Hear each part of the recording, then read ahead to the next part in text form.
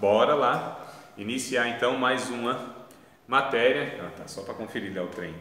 No texto bíblico de João, Evangelho de João, eu vou não ler tanto, né, aqui, mesmo porque vocês estão sem o livro e eu acho que vai ficar um pouco ruim eu lendo aqui, vocês ficando na expectativa onde ele está lendo, o que ele está lendo, mas é claro que eu vou também fazer uma breve leitura. Hoje, na verdade, é uma aula introdutória, né? Então, a primeira aula, geralmente, a gente dá aquele panorama geral, né, do que a gente vai tratar. Então, hoje a gente faz aquela saladinha básica, com sal e azeite, né? Não pode faltar, né? Salada de crente é assim, sal e azeite, né, mano? Então a gente vai fazer esse panorama, apresentar esse panorama da matéria e depois a gente vai retomar alguns pontos e tal, e a gente vai detalhando aqui, só para que vocês tenham a noção, irmãos, do que a gente vai tratar, ou pelo menos tentar. A unidade 1, já vamos começar hoje, inclusive, a gente vai falar sobre evangelização, a cooperação entre Deus e o cristão a favor do reino. Então a gente vai falar sobre evangelização, significado e importância, isso eu já vou iniciar hoje. Depois a gente vai falar sobre desenvolvimento da evangelização na história da igreja, a obra missionária e a prática da evangelização, a evangelização na contemporaneidade, que seria nos dias de hoje, né? Atos dos Apóstolos, o ideal da igreja evangelizadora, essa é a unidade 1. Unidade 2, evangelismo, a relação entre o semeador e a boa semente e o terreno. Não sei se vocês já perceberam, evangelização é uma coisa, evangelismo é outra. E a gente vai trabalhar também nesses termos aí. O alvo da evangelização, quer dizer, é a conversão, né? A importância de se conhecer o evangelizando a pessoa, isso aí também eu vou tentar focar muito, irmãos, tá? Porque evangelização não é só a fala, o anúncio, mas é a relação. Então o evangelho, ele nos estimula que a gente precisa criar pontes. O que é o reino de Deus? É uma rede de relacionamentos, é a network, né? Aquela rede de relacionamento. Então a gente precisa, Jesus nos deu exemplo, Jesus se relacionava com todo mundo, gente ruim inclusive. Aliás, se fosse comparar com Jesus, todo mundo era ruim, né? Mas eu digo assim, gente ruim da sociedade, né? Então, se fosse para contextualizar hoje, seriam traficantes, prostitutas, literalmente isso, não era gente melhor que isso não. Então socialmente, inclusive, eram pessoas à margem, né, da sociedade, e Jesus se relacionava, não tinha problema. Mas a gente foi ensinado que, inclusive, em off aí, tá vendo, irmã? Porque a gente foi ensinado que a gente não tem que ter amizade, né, com os ímpios, né, irmã? Estava falando, inclusive, aí fora da aula. E então a gente vai falar sobre isso aqui. O evangelizador, ou seja, nós, departamento de evangelização, a gente vai falar sobre essa questão. A unidade 3, as boas novas, proclamação, praxis e vivência. Tem uma palavrinha difícil aqui, mas talvez até hoje a gente já toque nela. A ação evangelística, a teoria e a prática. A gente vai falar da teoria, mas vamos ter que ir para a prática. Já pensou? Eu não pensei nisso, mas agora estou pensando. Aquilo que eu não tinha pensado. Está vendo como a gente fica pensando, a gente pensa coisa que não tinha pensado? A gente bem podia fazer uma prática de evangelismo, hein? É porque não posso obrigar vocês a fazer isso, né? A gente bem que podia.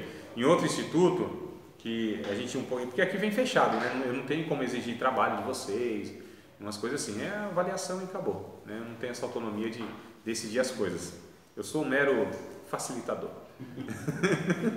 Mas em outro instituto que eu dava aula, eu elaborava prova, então era tudo por minha conta.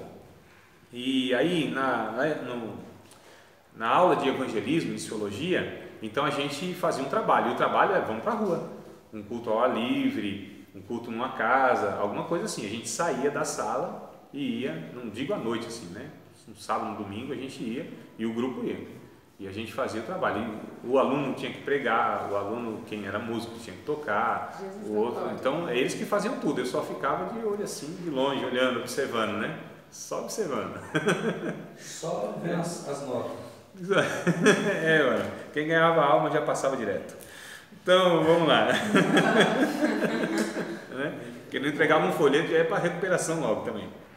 Então, a ação evangelista, a teoria e a prática, a defesa da fé, a comunicação da mensagem, evangelização urbana, evangelismo infantil, evangelização urbana. Eu tenho uma notícia para vocês, assim, para todos nós, excelente, porque na última semana de novembro não, vai ser a primeira semana de dezembro, provavelmente, nós vamos ter uma escola de missões urbanas, com a agência missionária Jocum, tá certo? O missionário lá de Salvador vai vir, E a gente vai ter aí 3 dias em uma igreja aqui próxima, talvez até na Brasil para Cristo, aqui no Conquista, não sei, a gente está vendo aí.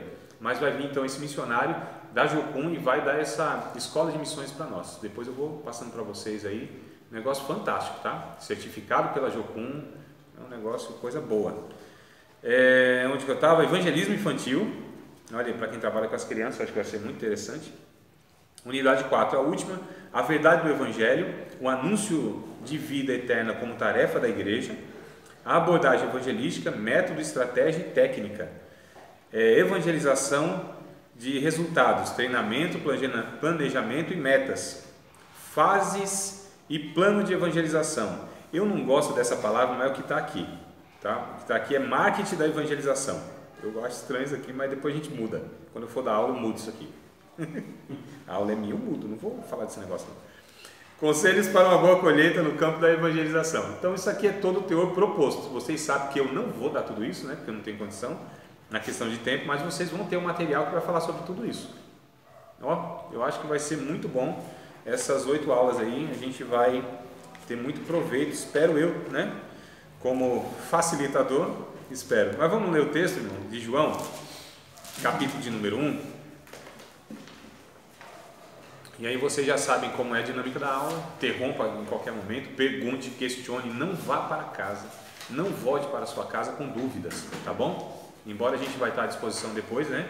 Na semana aí de segunda a sexta, das 10 às 10, que passar disso é de procedência maligna. 10 às 10, irmão. Não faço hora extra, tô brincando, né? Mas a gente pretende assim colocar pelo menos é porque às vezes na hora da manhã tem uns irmãos mandando mensagem e tal, não é que a gente recusa, mas nem sempre eu tenho condição de atender. Adriano, não, tenho, acho que ali. Então, meus amados, vamos lá. João capítulo de número 1. João capítulo de número 1, versículo de número 35 até o 51, irmãos. 35? Capítulo 1 de João.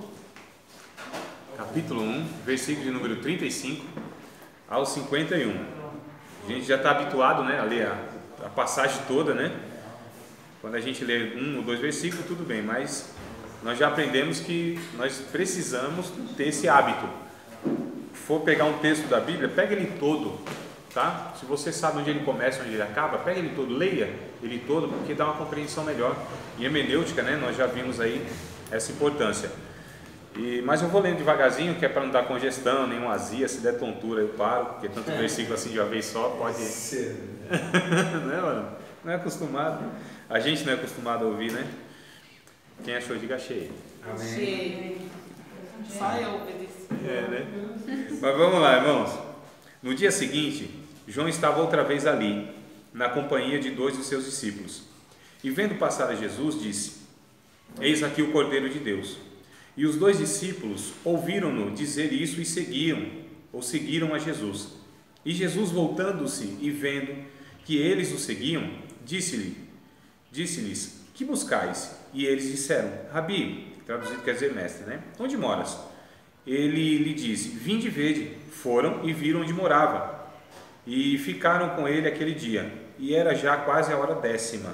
Lembram que hora era a 10ª? Não lembram? 4 horas da tarde. E já tá, né, mano?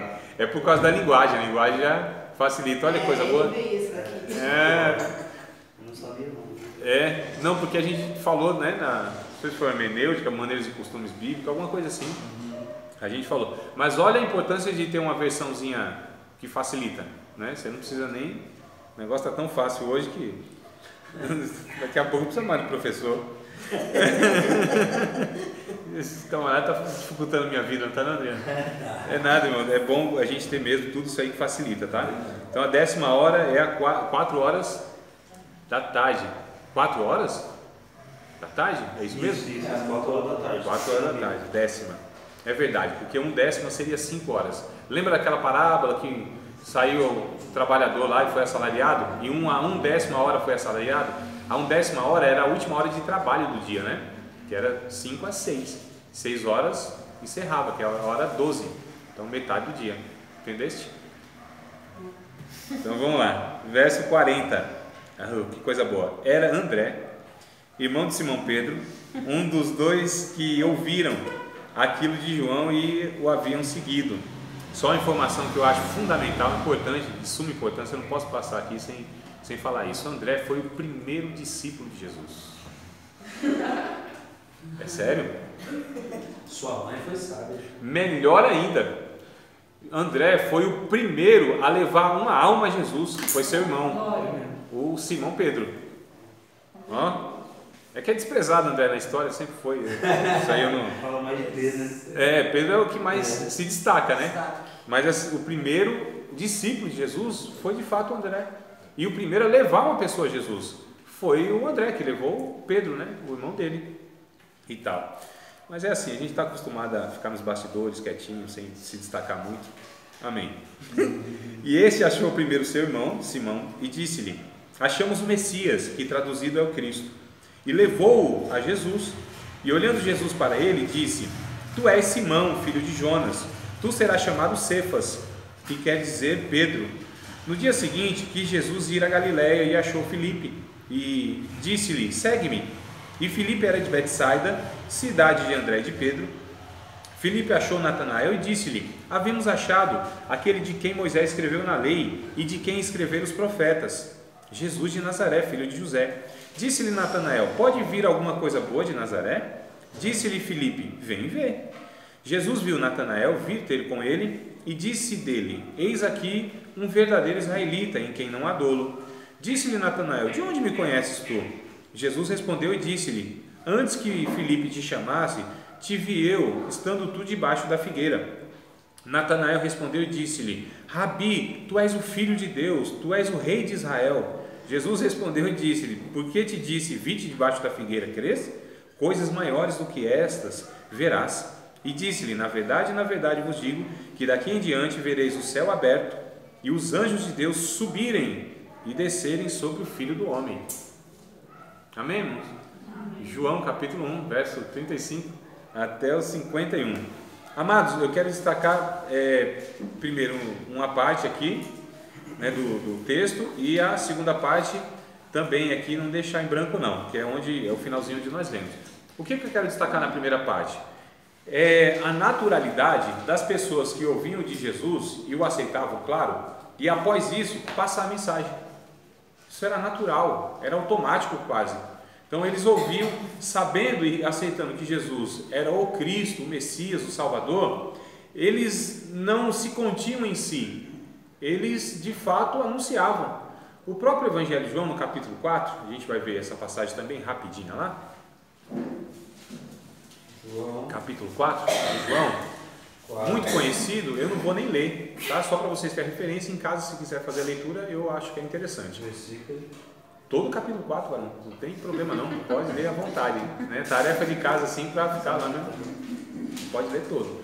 Mas é o primeiro bloco, né? Na Bíblia de vocês vai estar lá um título, aí outro título, mas é aquele primeiro onde Jesus conversa com a mulher samaritana, tá? Deixa eu até ver aqui então, só para colocar a referência para vocês, que é do verso 1 até o verso de número 30, né?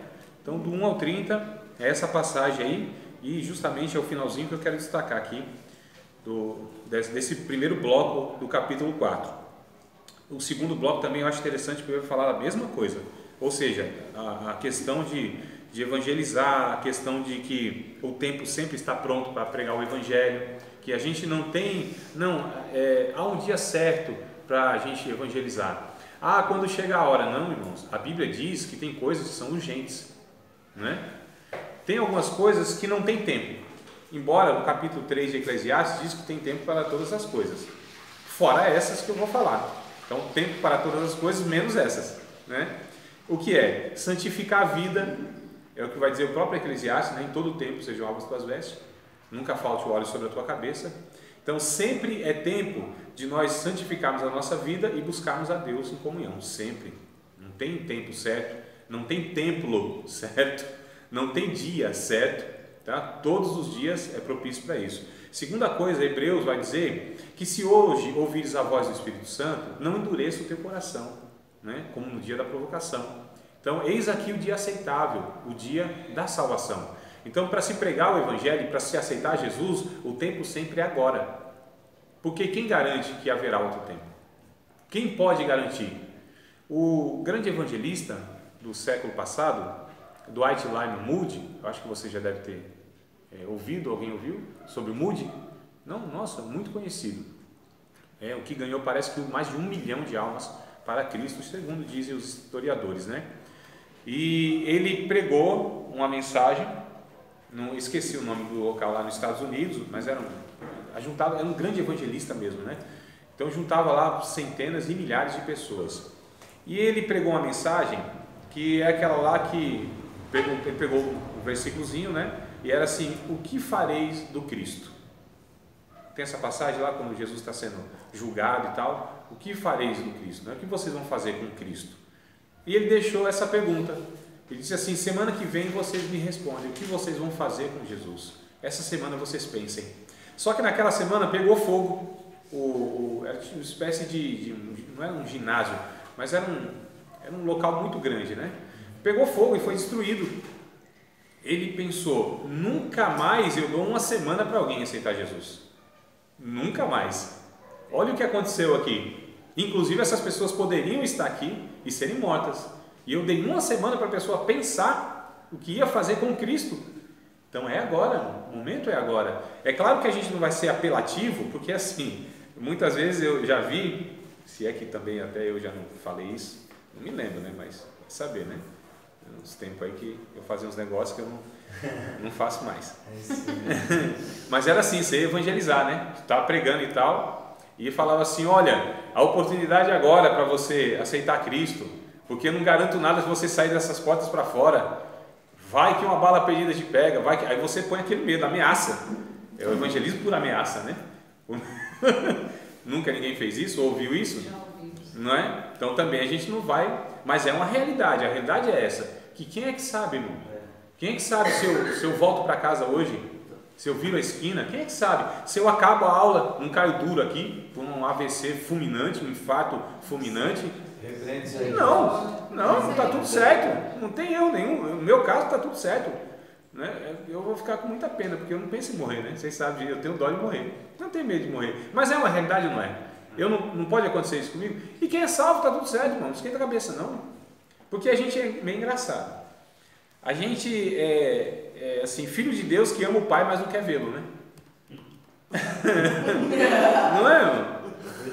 O que eu quero, o céu é uma maravilha, então eu vou morar para... Não quer, ninguém quer morrer. Eu também não quero, eu acho que é mais vantagem de ser arrebatado vivo e tal. Mas é interessante quando, por exemplo, uma irmã nossa, está no leito de hospital. Aí a gente ora, para que Jesus não a leve, né? Não o leve, ora. E de repente Deus está falando: não, eu quero meu filho aqui mais próximo de mim. E a gente orando daqui e Deus querendo levar de lá. Quem que está errado? Ninguém está errado aqui nessa história, nem Deus nem nós. Nós temos o desejo de ter os nossos irmãos conosco, né? A morte nunca é uma coisa boa, nunca vai ser. Essa história que a morte é um veículo que leva a Deus, aqui não está essa piada. Não é veículo não, eu não vou nem de carona nesse negócio. Né? Não tem essa conversa. A morte é uma desgraça, para o salvo inclusive, para o crente, é uma desgraça. A morte para o ser humano não é coisa boa, né? André, mas não tem aquele Salmo 115, verso 16? Me ajudem aí, acho que é isso, né? 116, verso 15. Eu acho que é 116, verso 15. Preciosa é para o Senhor a morte dos seus santos. Eu acho que é 116 e 15, se não troca. Mas acho que é isso aí mesmo, 116 e 15. É isso, né, Yuri? Pode ler, por favor? Preciosa é a vista do Senhor a morte dos seus santos. Olha só, não, mas não é precioso. Não, calma aí. A versão aí não é das melhores, hein? Vê isso, meu irmão. Vê aí. Você está hoje aqui. É 116 e 15. São 116 e 15. E aí que hoje você veio para me ajudar muito. Vou te pegar.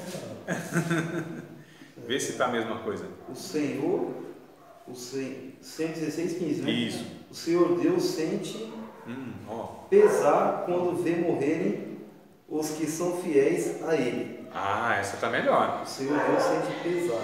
Vocês percebem que não é que Deus fala assim, como é precioso a morte. Não é. Essa ideia traz melhor, né? Leia de novo, só para a gente captar. O Senhor Deus sente pesar quando vê morrerem os que são fiéis a Ele. Isso. A versão ainda século 21 vai trazer assim: preciosa é a vista do Senhor, a vida dos seus santos. Olha, está ao contrário, inclusive, não é do Yuri, da maioria, tá, Yuri? É a maioria, tá assim. E a NVT, que é aquela nova versão transformadora, que eu acho que eu já indiquei para vocês em outra ocasião, já, né? NVT? Deixa eu anotar bem o que é. NVT, essa nossa é a nova versão, essa. Nova versão transformadora, NVT. Excelente, mano. Uma das últimas que saiu, acho que foi em outubro do ano passado. É uma das últimas traduções que nós temos, né? Falando de questão mundial mesmo. Excelente. E ela vai estar assim: o Senhor se importa, é bem parecido, o Senhor se importa profundamente com a morte dos seus filhos. Que diferença, né? Bem diferente. Nossa. Mas a gente junta, pode juntar a sua, pastor Mário, pode juntar a NVT e a século 21. As três vão nos dar uma noção melhor ainda, que seria mais ou menos assim a ideia do texto bíblico original no hebraico. É tão preciosa para Deus a vida dos seus fiéis, que na hora da morte ele se faz presente. Essa seria a ideia, juntando as três, essa seria a ideia melhor, mais aproximada do texto original. É tão preciosa a vista do Senhor, a morte dos seus fiéis, a vida, melhor dizendo, dos seus fiéis, que na hora da morte ele se faz presente. Olha que coisa linda, irmão. Como mais ou menos ele está ali para receber. Deus se faz presente na hora da morte para receber o seu filho, inclusive para consolar os demais também com a sua graça e a sua presença. Percebe que coisa linda, não é? Então a morte, ela é uma desgraça. A morte sempre vai ser ruim para os crentes, para os descrentes, pior ainda, né? Nem se fala. Mas a questão é, quem é que sabe, irmão, quanto tempo tem de vida? E quem não sabe quanto tempo tem pouco tempo. Não é verdade? Quem não sabe quanto tempo tem pouco tempo. Então quem é que sabe quanto tempo tem? Ninguém. Então nós temos pouco tempo, pouquíssimo tempo. E a questão é assim, a gente muitas vezes pensa assim, vai morrer o ancião da igreja, vai morrer quantas vezes, né? Quantas vezes a gente viu um jovenzinho, promissor, 15 anos, 16 anos, 18 anos, servo de Deus, ou gente, né, saudável, tudo certo, e a gente vê pessoas que passam por câncer, morrem lá dos seus 90, 100 anos, louvado seja Deus por isso, não é que eu estou, né? Mas assim, quem é que sabe, irmão? Existe uma ampulheta, você sabe o que é ampulheta, né? Que é aquele relógio antigo de areia, né? Existe uma ampulheta que foi virada na vida de cada um, e a areiazinha está escorrendo lá. E quem é que sabe, irmão, onde está a sua areia? Né? Existe uma fila onde cada um está com a sua senha? Existe, que é invisível, ninguém sabe o número da senha. Vai que chama o nosso número. Se for o nosso, louvado seja Deus, não tem problema, irmão. Nós já fizemos, na verdade, a nossa vida espiritual, ela já está resolvida, não tem problema. A nossa preocupação é a morte daqueles que ainda não aceitaram Cristo. Aí é triste, é desesperador, é uma agonia. É só pegar o velório de um povo cristão e um velório de gente que não conhece a Cristo. Ali está uma diferença enorme. E ainda o autor do Eclesiastes, o Salomão, ele vai dizer que ainda é melhor ir na casa do luto do que ir na casa onde há festa, porque ali se vê o fim de todos os homens. Então, quando a gente vê o velório de um cristão, a gente vê essa diferença. Não é que não sofre, não é que não tem choro, não é isso. Mas ali o Espírito Santo está presente, consolando os corações, porque há uma esperança muito grande que Paulo disse lá em Tessalonicenses. Vamos ler o texto?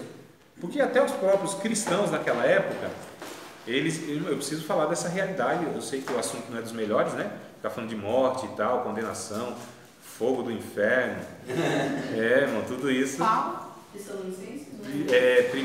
Primeira carta de Paulo aos Tessalonicenses, capítulo 4. Mas são assuntos desagradáveis, mas precisam ser abordados, né? Não é o primeiro assunto que a gente fala com o pecador, tá? Não é o primeiro assunto.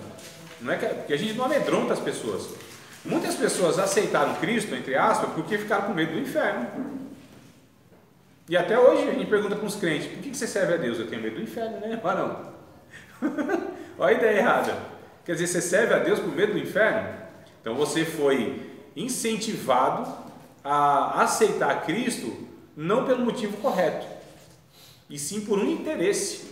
É um interesse. Por que eu sirvo a Deus? Por que eu não peco? Eu já fiz essa pergunta para vocês em outra ocasião, mas já faz um tempo, e talvez alguns esqueceram, né? Mas eu vou fazer de novo.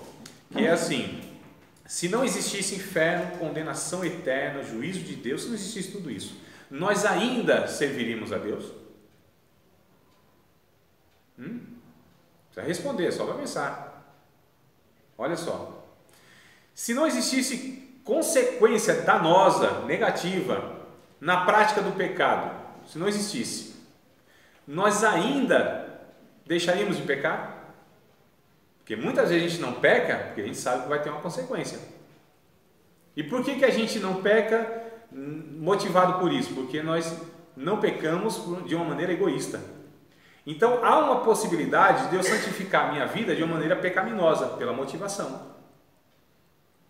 Nem eu tinha pensado nisso. Olha só, irmão.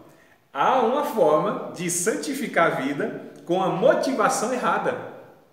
Que coisa tremenda, não é? Então a gente precisa pensar nesse negócio. Quais são as motivações? Então, quando a gente leva uma pessoa a conhecer o Evangelho, a gente precisa levar ela com a motivação correta. Por que você precisa servir a Deus? Por que você precisa reconhecer Jesus como seu Salvador? Só porque você não vai para o inferno? Não, não é isso. Isso também é uma glória a Deus. A gente entrega a nossa vida a Jesus. A maior bênção não é não ir para o inferno. A maior bênção é ter conhecido o nosso Criador, o nosso Pai. Olha, irmão, isso é muito mais bíblico no sentido da apresentação do Evangelho do que essa conversa que você precisa, senão você vai para o inferno. É verdade que vai, mas e se ele aceita com medo do inferno? Aí vai começar a fazer tudo por interesse e vai ver benefício naquilo. E não é assim que Jesus ensinou.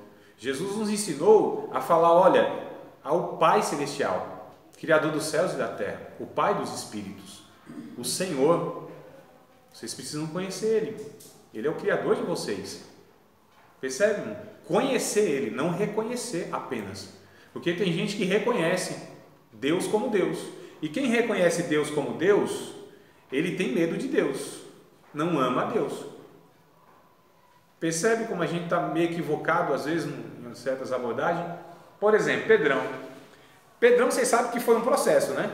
Ele não é que ele, assim, viu Jesus, aqui o André apresentou Jesus e tal, ele disse que maravilha, meu Senhor, e já foi aquele discípulo assim, amado, gente convertida, que nada. Pedrão deu um trabalho lascado para Jesus. 3 anos e meio, não se converteu. Depois de 3 anos e meio. Tanto é que Jesus disse assim: Pedro, quando tu se converteres, 3 anos e meio depois, Jesus falou: quando tu se converteres, não era convertido, sanguíneo, não é? Bruto, queria resolver as coisas na brutalidade, na carne mesmo, era na carne. Pedrão era crente, aquele crente difícil mesmo. Depois de uns anos na igreja ainda parece que não vai o negócio. E Pedro estava 3 anos com Jesus e meio, aproximadamente. E o capítulo 16, que é muito conhecido nosso, de Mateus, onde Jesus pergunta, porque a preocupação de Jesus é o seguinte, são duas primeiro, né?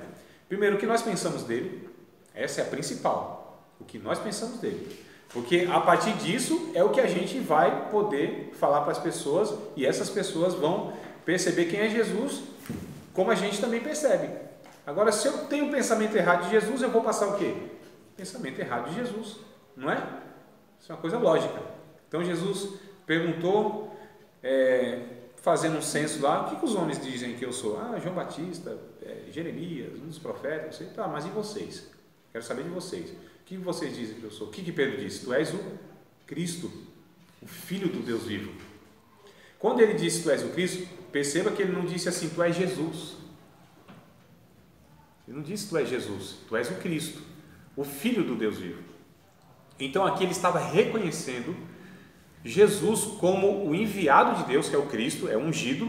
A palavra Cristo quer dizer isso, né? Que é a forma grega do hebraico Messias. Então Messias é ungido e Cristo é ungido, só línguas diferentes. Tu és o Cristo, ungido, enviado de Deus. Tu és o Filho de Deus. Quando ele disse tu és o Filho de Deus, ele estava dizendo literalmente, tu és Deus. Literalmente. Tanto é que no Evangelho de João, quando Jesus ele diz assim, eu sou filho de Deus, os judeus entenderam, ele está se fazendo igual a Deus. Porque naquele entendimento judaico, se dissesse que ele era filho de Deus, estava dizendo literalmente, é Deus. A gente não tem um ditado que diz filho de peixe? Por quê? Porque um peixe não pode gerar um sapo, um girino, não pode gerar um jacaré. Um peixe só pode gerar o quê? Um peixe, porque é natureza gerando natureza. Então, se é filho de Deus, é Deus, porque foi gerado por Deus. Ninguém foi gerado por Deus, de nós. Ninguém, nós somos criados, nós somos formados, nós somos em Cristo adotados. O único filho gerado, que é o chamado de unigênito, né, de Deus, ou seja, mono, uno, único, genesis, que é o Gênesis, gerado. Então, unigênito, o único gerado filho de Deus é Jesus, que é igual a Deus, porque Deus não podia gerar outra coisa a não ser alguém. Não é que ele criou, ele não é criado, tá, irmão? Nós estudamos isso em Cristologia. Nós tivemos Cristologia aqui? Ainda? Não, então nós vamos estudar. Eu estudei em outro local. Eu não sei, vamos ver que eu falo as coisas. Em Cristologia a gente vai falar isso. Então ele não é criado, é gerado. Tanto é que a confissão de fé lá dos primórdios da igreja vai dizer isso, né? Deus de Deus, luz de luz, gerado e não criado, a respeito da divindade de Cristo, tá certo? Então ele é gerado. Então por isso que ele disse assim, tu és o Cristo, o Filho de Deus, tu és Deus. Ele reconheceu. Só que ele reconhecia Jesus como Deus. Oh, irmão, mas isso não é suficiente? Não é. Porque mais para frente, quando Jesus, no mesmo texto, os versículos mais para frente, né, a conversa foi ali sendo desenrolada, e Jesus disse assim, ó, convém que o Filho do Homem seja entregue na mão dos sacerdotes, dos líderes e tal, e seja morto, crucificado. O que Pedro disse? Não, Senhor, que aconteça. Se ele conhecesse Jesus como Deus, jamais ele falaria isso. Ele reconheceu Jesus como Deus, mas não o conheceu. Lembra que eu falei de relação? Evangelho é relação, irmãos. Evangelho é reconciliação. Evangelho é reatar o que foi rompido lá no Éden. Tá certo? Então foi rompido um relacionamento entre o homem, o ser humano, o Adão, a macho e fêmea, né? Adão não é nome, a gente já falou isso, né? Adão não é nome. Adão, ele como eu vou dizer? Adão é uma criação de Deus como ser humano na sua completude, que vai dizer respeito a homem e mulher. Então, homem e mulher dá o Adão macho e o Adão fêmea. Diga aí, Barão. Qual que é então a pronúncia, um exemplo? Quando nós vamos fazer um apelo, né? Alguns pastores falam, vem aceitar. Ou eu já vi outros pastores falar, você tem que reconhecer, né, que você é filho. E qual seria então o apelo correto na expressão para a gente fazer? Porque, como que é que você falou? Reconhecer várias pessoas Deus. Já vi fazer o apelo e falar, você tem que reconhecer. Isso, Deus é Deus, é o único Deus e tal. Aceitar eu também já ouvi falar que não é legal. Aceitar, vem aceitar Jesus. Qual que é o apelo mais correto para se fazer? Agora, eu sei que a palavra que se usa é essa, apelo. Eu acho ruim, né? Apelo. Que a ideia que dá assim, a gente está apelando, né? Dá uma chance para Jesus, a gente não ouviu falar isso, dá uma chance para Jesus, calma aí. Mas nesse processo, quem é que precisa de uma chance? Percebe? Eu sei que tudo isso é o que a gente ouve, é o que a gente fala e tal, e tá tudo certo, a gente está aqui para isso mesmo, né? Para ver o que é, o que não é, o que a gente faz de certo e de errado. Mas já essa palavra apelo, eu já fico desconfortável com ela, porque eu acho que a palavra seria convite. Porque eu vejo Jesus fazendo isso, ele fazendo um convite, vinde a mim, todos vós, ele não apelou. Só dá uma chance para mim, aceita a minha mensagem, você precisa deixar esse negócio e vir aqui, não, ele fez um convite, vinde a mim, todos vós que estáis cansados e oprimidos, e eu vos aliviarei, tomai sobre vós o meu jugo, o meu fardo que é leve. Ele na verdade, Jesus ali, ele estava fazendo uma proposta de relacionamento, porque tomar o jugo, vocês sabem o que é o jugo, né? É aquele instrumento que põe em dois animais, né? Então o jugo igual é preciso que duas pessoas. O que era o jugo de Jesus? É viver com ele, andar com ele. E aí desculpa a comparação, mas não tem como ser outra, dois animais, eles precisam ser da mesma espécie. Porque, por exemplo, eu ponho aqui uma vaca e uma jumenta, esse jugo vai ficar desigual, né?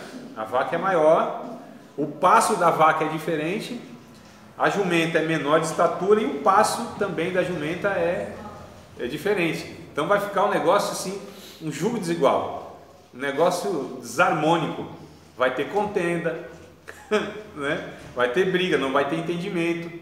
Então quando Jesus diz assim, tomai sobre vós o meu jugo, ande comigo. Olha, relacionamento, sempre vai ser relacionamento. Então convite, primeira coisa, convite. Eu acho que a gente precisa fazer o convite para aceitar Cristo como Salvador da sua vida.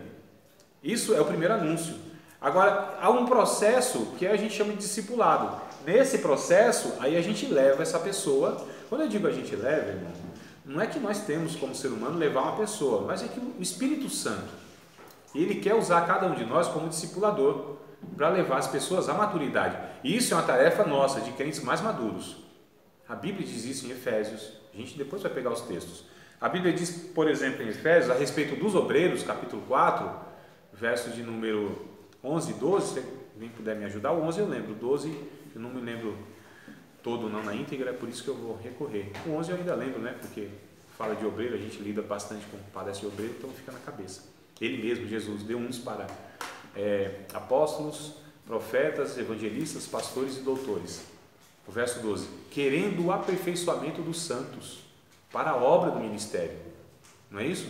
Como diz o restante aí, que eu acho interessante, o 12 e o 13 me parece também.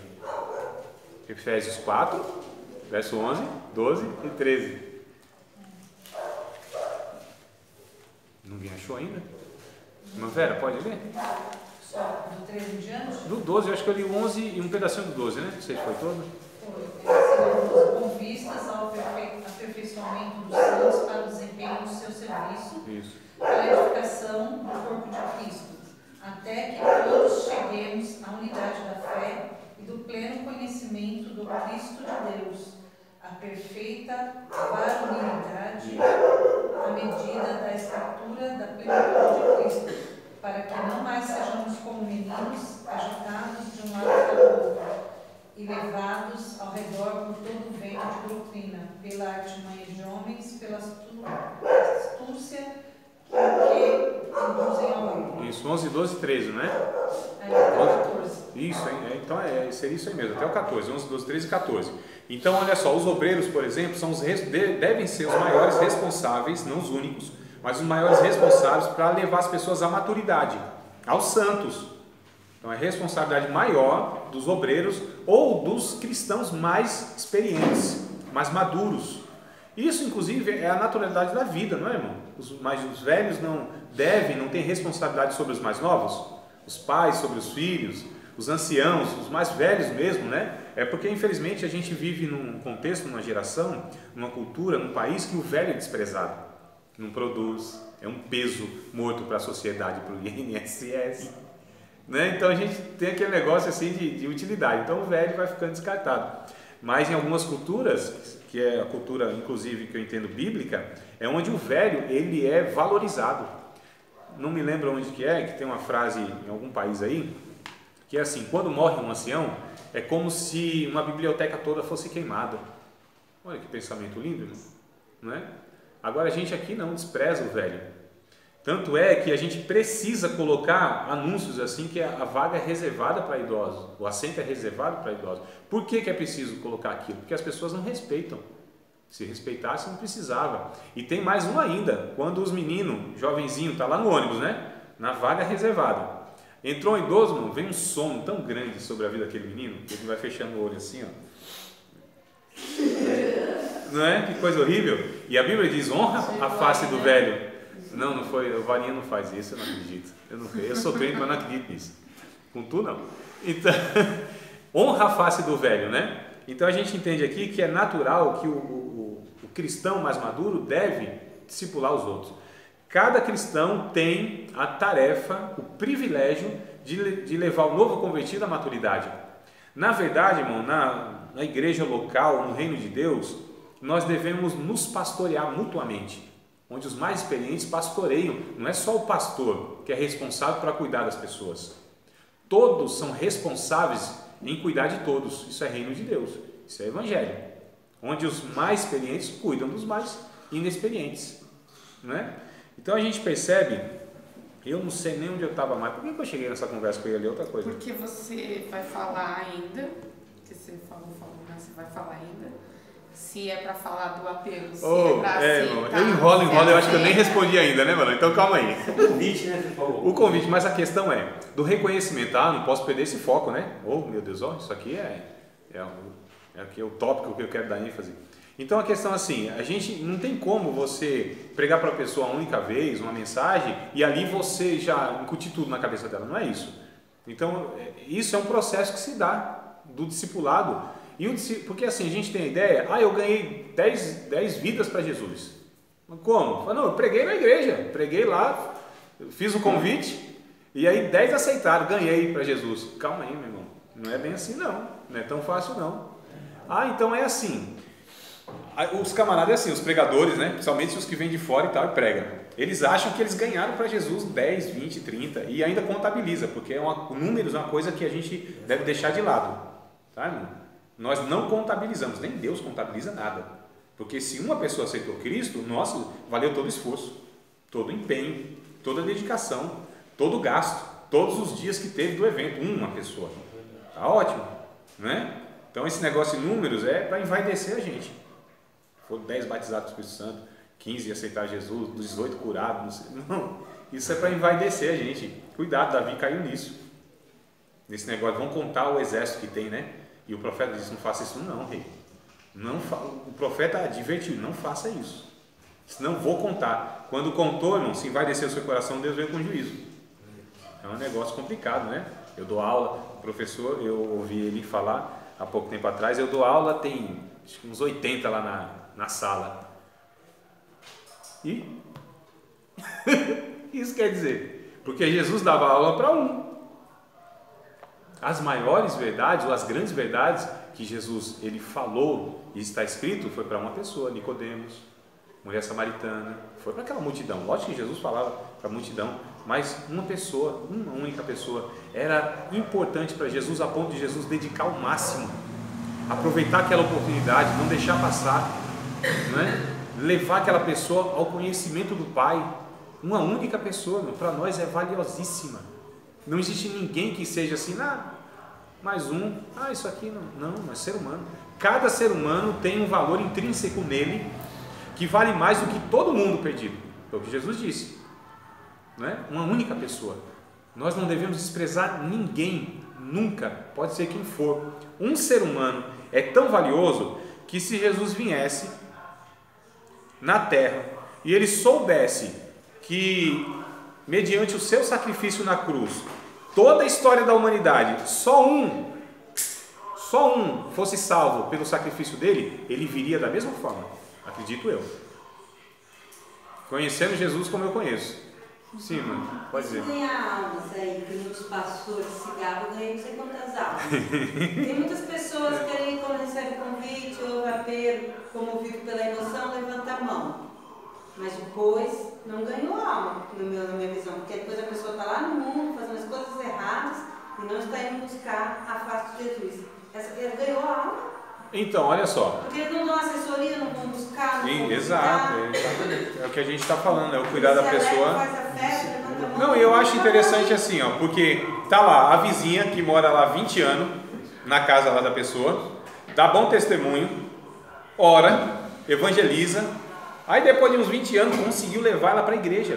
Ela foi na igreja, aí vem lá o cidadão, ou a cidadã, fala lá o negócio, e às vezes fala nada com nada, e Jesus, né, que Jesus é assim, né, irmão? Jesus, ele, apesar do pregador, ele salva. Apesar da mensagem, ele alcança as pessoas, né? É igual, não deixa eu perder não isso aí, essa pontinha, tá, irmã Márcia, por favor? Porque vem tanta coisa na cabeça, meu Deus do céu. Uma irmã, ela tinha um esposo que assim não ia para a igreja, não queria saber de crente de jeito nenhum, e ela tal, sempre assistindo, orando, dando bom testemunho e tal. E ele era uma pessoa muito culta, muito, né, intelectual e tal. E a igreja que ela congregava não tinha nada demais assim e tal, né? Não eram pessoas do mesmo nível intelectual dele. Entendeu já, né? E o pastor sabe, falava muito simples e tal, tudo mais. Tinha uns irmãos muito simples. E tinha um irmãozinho lá que ele falava tudo errado, falava nada com nada, abria a Bíblia e pregava tudo menos o que ele lia e tal. E aí a esposa desse senhor chegou ao pastor e disse assim: pastor, hoje à noite meu esposo disse que vem, depois de muitos anos de assistência ele vem, mas por favor, pastor, não põe o fulano de tal para pregar não, porque eu já sabia que não falava nada com nada. Sabe que eles não falam nada com nada? Vocês sabem. E aí o pastor: minha amada, fique em paz, traz o esposo aí que Deus vai fazer a obra. Aí trouxe, o esposo veio e tal, e o culto rolando, louvor e não sei o que e tal. E na hora da mensagem, o que o pastor faz? Chama o irmão para pregar. Aí o irmão prega, ele abre assim, abre a Bíblia, né? Desse jeito.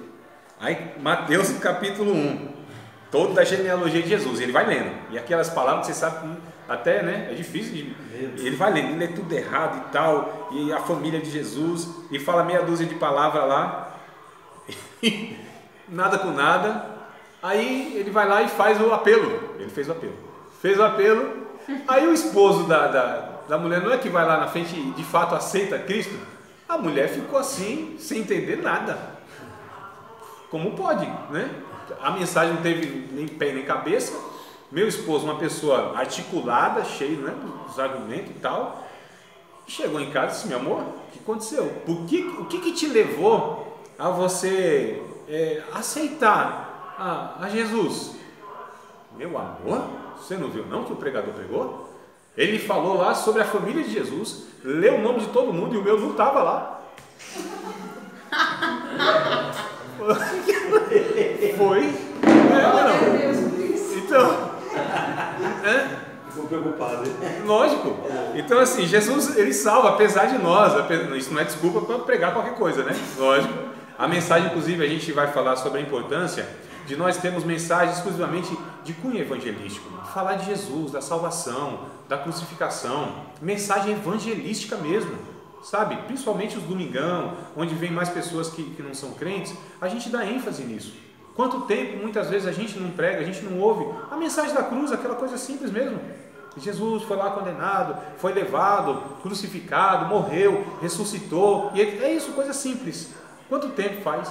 Porque os pregadores, quem é pregador sabe disso. Quem prega sabe disso. Tu sabe disso, eu sei disso, tu sabe disso. Quem prega sabe disso. Nossa preocupação é o que eu vou pregar, né?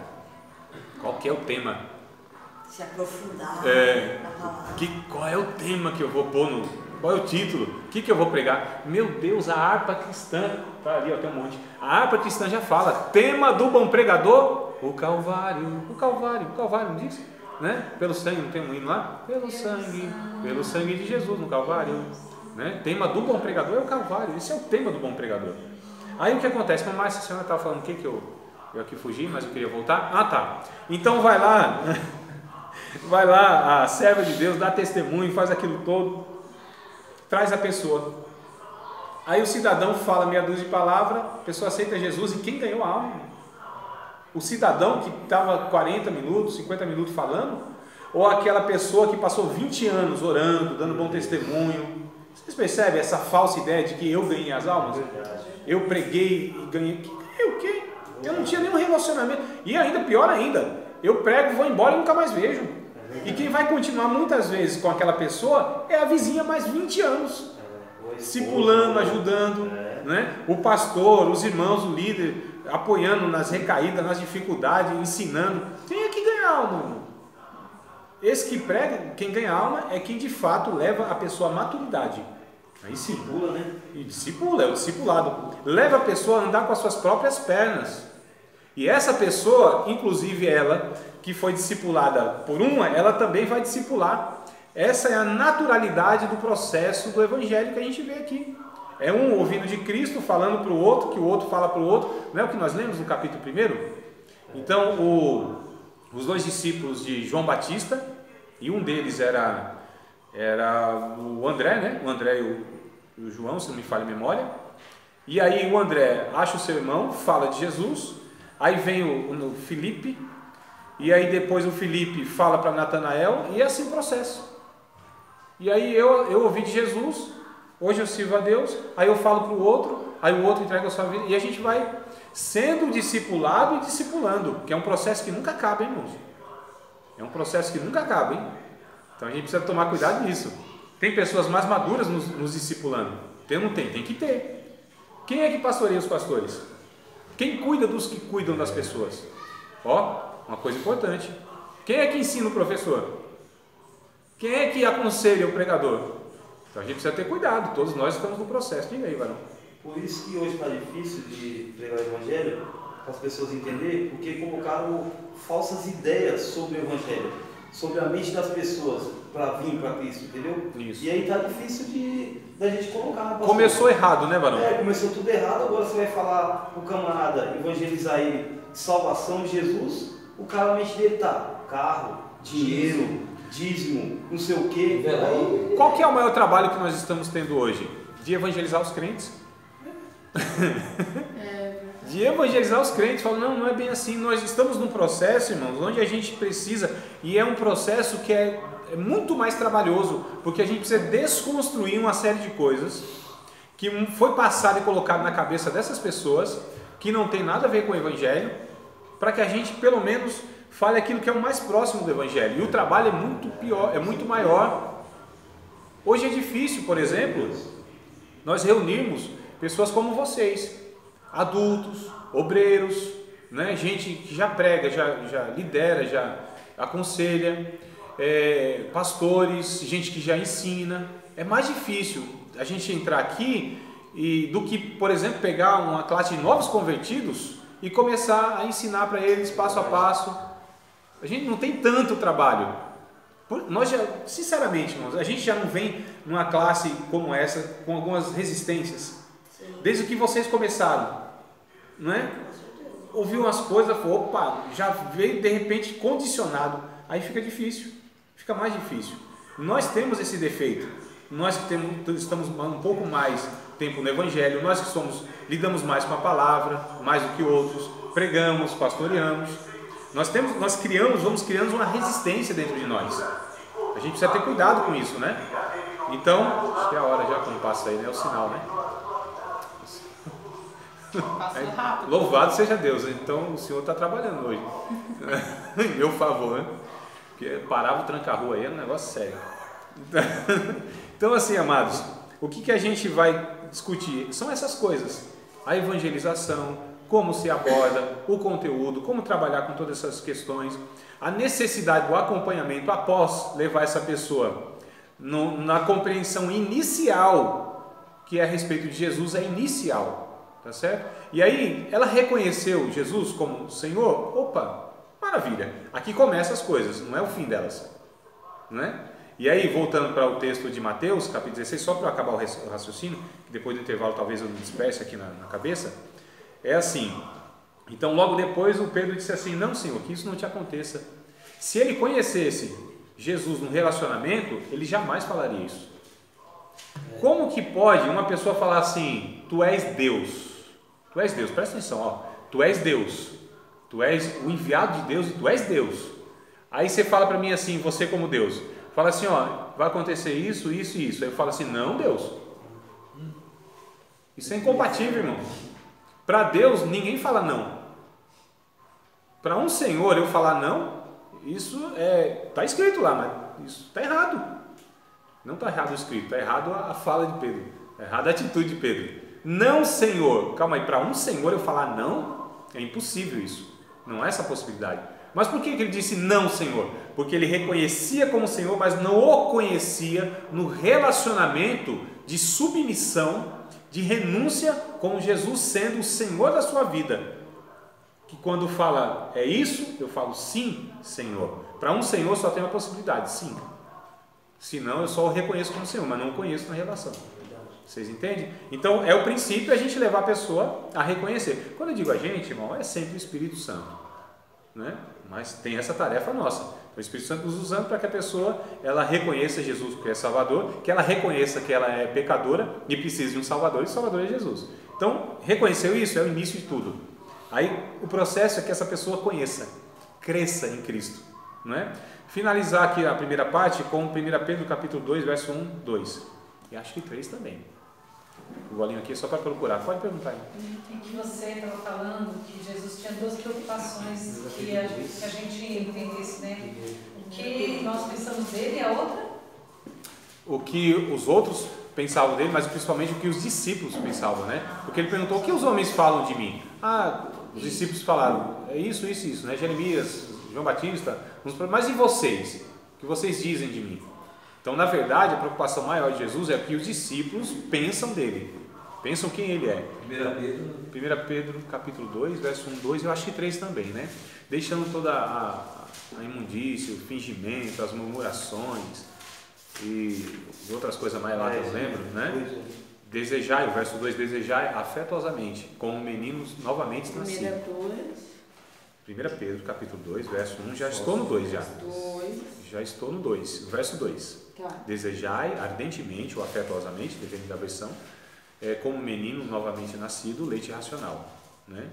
Não falsificado, para que por ele vades crescendo, se é que provai que o Senhor é benigno, né? Então, olha só, o leite racional vai crescendo, o leite racional não falsificado, acho que está escrito aí, né? Não falsificado. Então, tem uns leites falsificados aí, né? Ou seja, tem umas mensagens falsificadas. O puro leite, que é o leite genuíno. Isso. Olha aí, coisa boa. A gente vai tendo as versões, a gente vai construindo a ideia melhor ainda. Compre Bíblia, no máximo de Bíblia de versões que vocês puderem. Toda a Bíblia, qualquer Bíblia. Menos do Testemunho de Jeová, que eu acho que não tem muito proveito, não.